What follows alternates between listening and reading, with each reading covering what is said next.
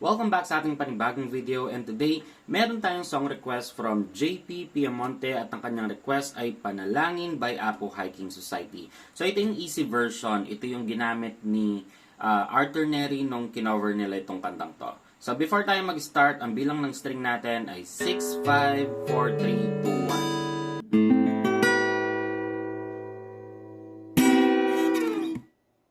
So, umpisa na agad natin sa ating verse. Yung unang chords natin ay C.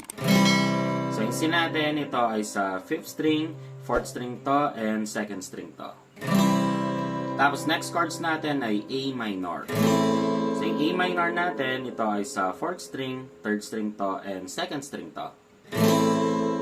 Next chords naman natin ay E minor. So, yung E minor natin, ito ay sa 5th string, tapos ito ay sa 4th string. At ang next chords natin ay A7. So, yung A7 natin, ito ay sa 4th string, tapos ito ay sa 2nd string. Okay? So, yung kanina, A minor tong ganito, tapos ngayon ito ay A7. Okay?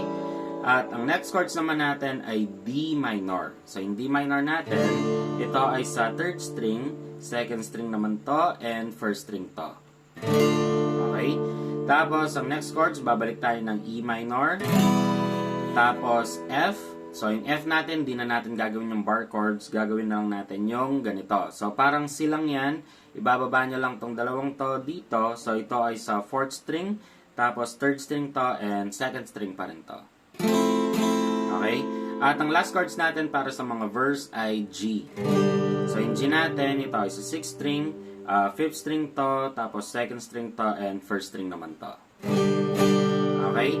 Tapos, uulitin natin tong verse na to ng 2 beses.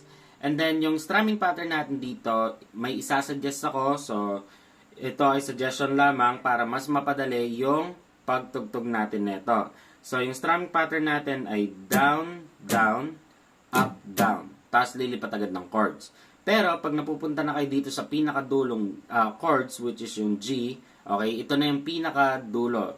Which means na ito na yung pangalawang ulit, okay, bago mapunta ng chorus. So, sa G natin, gagawin natin ng 2 beses itong strumming pattern na to. Tapos, chorus na siya nun. Okay? So, para mas madali natin matutunan, practicein natin ng sabay-sabay. 1, 2, 3, go.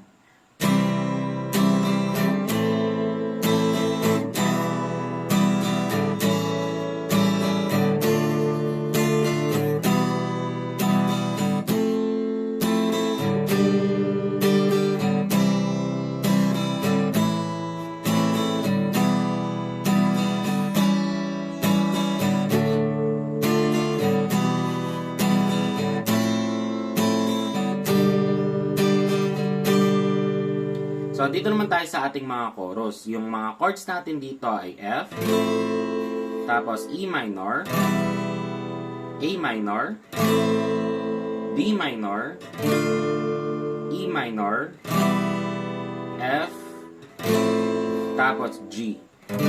Okay? So, itong mga chords natin dito para sa chorus, gagawin natin siya ng 2 beses.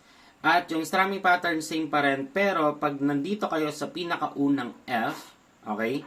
So, yan, yung naka-yellow na yan. Ang gagawin natin is 2 ulit nung ating strumming pattern bago pumunta ng E minor. Okay? So, para mas magets natin, practicein natin ng sabay-sabay. 1, 2, 3,